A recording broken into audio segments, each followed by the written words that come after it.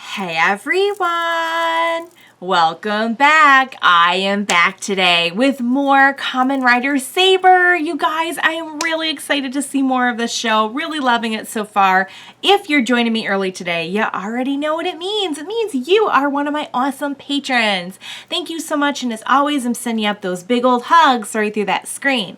And if not, still thank you for joining me today. I'm glad you're here. I do hope you'll consider supporting me that way. The link to my Patreon is going to be in the description down below.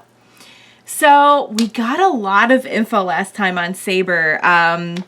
We got to know Rintaro a little bit better, and we got to see him transformed in an action. I think somebody told me the name of his Kamen Rider is Blades, but not Blade. Or maybe I'm thinking of a different rider. I don't know, but we'll see. Like, typically, like, they will mention it at some point. Not to be confused with actual Blade, of course. But we got to know him a little bit better, and I like that I feel like I'm getting to know his personality a bit more. Like, he's very strict and very by the book, and even though he clearly has a sweet tooth, he's trying to restrain himself. He's trying to be good. He's trying not to carb load, but you know, at the same time, just have the eclair. Like, just have one eclair. Have a bite of the eclair. You'll be fine, I promise.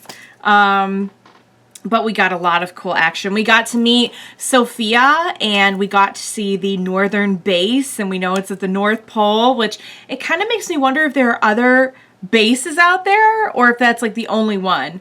But we're definitely getting a little bit more into the world building of like the background of the people who are kind of protecting the peace in this world. So we got some really great looking action. I think they're really outdoing themselves with how much better and upgraded all of the battles and fights and everything look with the CG and everything. I know there's been a lot of CG so far in Saber, but I think it actually looks really good. So I feel like it doesn't take me out of it or anything. It's kind of supposed to be a very surreal fantasy world anyway, so to look at it and know it looks a little bit animated doesn't bother me, and I think it looks beautiful. Like, their effects are so highly upgraded. I noticed that in 01 too. But we got a crazy good fight scene. We got Rintaro and Touma fighting alongside each other, and we got to see Touma using 2 of the books at once. We know he has a couple slots on that belt, and got to see like what happens when you put something in one of the other slots, and it was pretty amazing. It never occurred to me ever that the other half of his suit was going to like do stuff and like turn into stuff. But I think that's so cool. Like, when I saw it, I just felt like, oh, okay, it's like a red and black suit. I was wrong. Him and the beanstalk, and just like the whole action scene with the beanstalk was so cool and just so over the top awesome. We know he got Peter Fantantista at the end, so I wonder if we'll see that in this episode. I think it's supposed to be like Peter Pan. I don't know why it's not called Peter Pan, maybe like copyright, or I know that I think pan, the word pan in Japanese means bread, so maybe Peter Pan has a different name in Japan so that it makes a little bit more sense. I honestly don't know, but I'm pretty sure it's supposed to be Peter Pan. But we'll look forward. I will look forward. Hopefully you will look forward to seeing more of that. Of course, not to forget that at the very end, we had Touma having another flashback of the little girl he keeps flashing back about. Don't know what that's about, but I'm really excited to see that mystery unfold. I know it's going to be very relevant to the story. And last but not least, we had a new friend, an old friend show up at the end on the magic carpet ride, like Aladdin, which was very fun. Hey, at least he didn't have to worry about dragging anything in on his shoes. I mean, it's actually a pretty good way of of not tracking, just ride your carpet on in. But he seemed to know Touma, and Touma didn't seem like he knew him. So I'm wondering if this has more to do with whatever it is that has been forgotten, I honestly don't know, but you guys, there's one way to find out, and that is to jump into more Kamen Rider Saber. Let's go.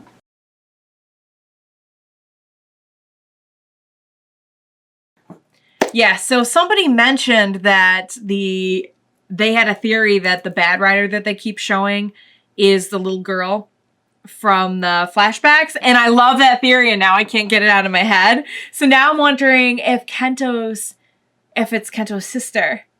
I don't know. I have no idea. I could be totally off on this. But that was a really good episode. I really, really, really enjoyed the King of Parenting. He has a very big personality that is very easily entertaining to me. I don't get why Sora and the whole world are still messed up, and Sora is still gone. But boy, good cliffhanger to leave me on, though. So we got a new character in this one who I can't wait to see more of. Not just because he's cute, although that helps, but because I think that it's going to play a big part in unraveling this mystery of whatever it is that Touma's forgotten. Clearly, he's forgotten the little girl. Not completely, but pretty much. So there's a mystery there for sure that's going to tie into this whole, they keep on talking about like this big thing that happened, and I'm trying to figure out if they're talking about something that we know already, like just kind of the bigger overall problem of what's going on with the book, or if they're talking about something that specifically happened that like we don't know about yet with Touma and his little kid crew. We'll find out, I guess. Well, I don't know how Sora's going to feel about books after this. It's either going to be like the adventure of a lifetime, and he's going to be like, okay, I'll give books a chance, or he's going to be like, yeah, I remember that time I was like kidnapped and trapped by a book. I'm all about TV and video games now. No books. Thank you very much. Not that there's anything wrong with TV or video games, but I think if Touma has anything to say about it, he is going to make sure that Sora has a good book experience at some point. This clearly is not it. Interesting stuff, guys. Definitely feel like we're getting like, I kind of feel like I'm having that like kind of Game of Thrones syndrome right now, where like there's so much going on that they're introducing that I'm not maybe quite putting it all together yet. But as I get more into the story and invested in the characters, it will all kind of start to connect a little bit more. So if I'm kind of like missing things here or there, I think it will kind of, as they unravel things for me, I will kind of catch up a little bit. But I love the action. I loved seeing the Peter Pan effects. That was really fun. They had a little Tinkerbell. He had a hook.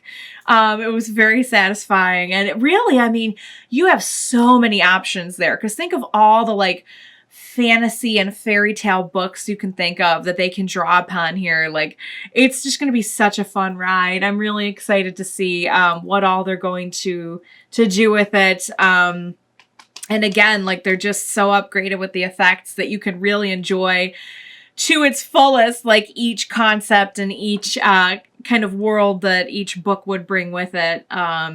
So, all right, what is going on in more ways than one? What's going on with our current problem of the world with all the books that people have opened and Sora disappearing, but also what's going on with our kind of deeper story here involving our main characters. So I guess we will find out next time. So you guys, I'm really loving this. I just find it so fun and imaginative, and again, like kind of like a puzzle that you have to follow along to try and solve. So I had a blast that episode. I hope you had a blast watching with me. Thank you so much for joining me today. Please be sure to join me next time, and we will watch it together. Bye for now, guys.